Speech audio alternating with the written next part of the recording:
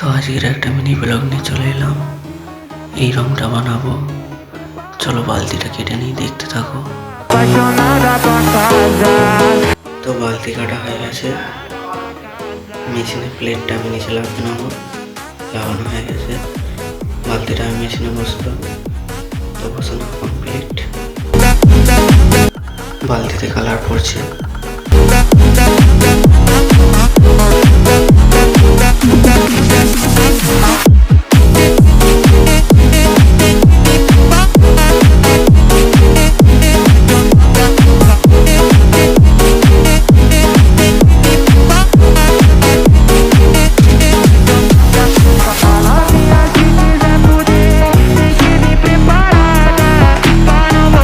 Colour পড়া complete হয়ে গেছে, ঢাকনাটা এঁটে নেবো।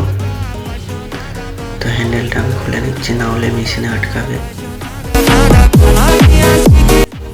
চলো খোলা হয়ে গেছে, মেশিনে দিই।